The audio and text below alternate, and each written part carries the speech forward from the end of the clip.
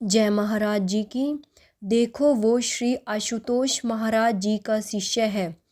एक दिन मेरे परिवार के एक सदस्य रोष में भरकर मुझसे बोले, क्या तुम सारा दिन सेवा सेवा सेवा की रट लगाए रखते हो?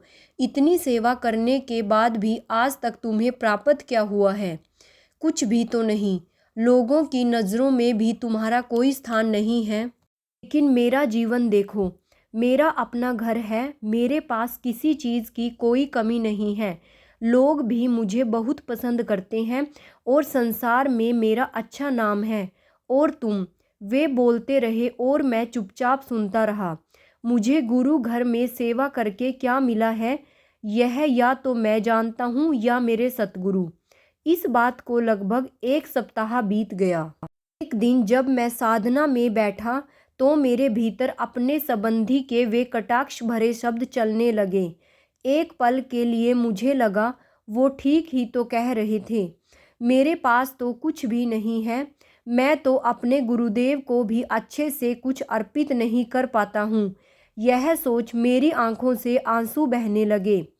मैंने रोते रोते ही महाराज जी से कहा, महाराज जी, हर त्योहार पर सभी लोग आपका कितना सुंदर आसन लगाते हैं, लेकिन मेरे पास तो आपका आसन सजाने के लिए केवल एक ही लाइट है। मैं हर त्योहार पर केवल वह एक लाइट ही लगा देता हूँ कि इस सुदामा के पास आपको देने के लिए ज़्यादा कुछ नहीं है। इतना कहते ही मैं ज़ोर ज़ोर से रोने लगा। मुझे रोता देखकर अनुभव में ही गुरु महाराज जी तुरंत अपने स्वरूप से बाहर आ गए और बड़े प्रेम से बोले, तुम रो क्यों रहे हो? क्या हुआ है? मैंने अपने मन की सारी बात महाराज जी को बता दी। महाराज जी ने कहा, तो क्या हुआ? यदि कोई बाहर से हमारे आसन को सजा रहा है, तुम भीतर से अपने हृदय आसन को सजा रहे हो, जिस पर हमें आरूढ़ होना है।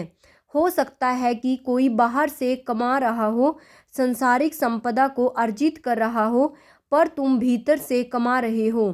तुम्हारी आध्यात्मिक कमाई इस संसारिक कमाई से कई गुना अधिक महत्व रखती है। देखना, एक दिन यही लोग कहेंगे कि देखो वो श्री आशुतोष महाराज जी का शिष्य है। उस दिन तुम्हें भी पता चल जाएगा कि तुमने क्या कमाया है और इस संसार ने क्या खोया है। इसके बाद महाराज जी ने मुझे आशीर्वाद दिया और अंतर्ध्यान हो गए। शंकर साहू, डुम्ब्रुगढ़, असम। महाराज जी की। गौ माता का सम्मान करो। शोक महाशोक। जब आर्यों का राज्य था तब गायें नहीं मारी जाती थी। इसी कारण से आर्यावर्त व अन्य देशों में बड़े आनंद से मनुष्य आदि प्राणी रहते थे। जब से इस देश में आकर गौ आदि पशुओं को मारा जाने लगा, तब से क्रमशः आर्यों के दुखों में बढ़ोतरी होती चली गई। महर्षि दयानंद जी। भाइयों और बहनों, ऐसे ही दिव्य अति दिव्य अनुभवों का रोज आनंद लेने के लिए मेरे चैनल को सब्सक्राइब और वीडियो को लाइक और शेयर करना मत भूलिएगा। साथ में ही नोटिफिकेशन बेल को भी ऑन कर लीजिएगा और कमेंट बॉक्स में ओम श्री आशुतोषाय नमः लिखना मत भूलिएगा। जय महाराज जी की। जय आशुपिता भगवान की।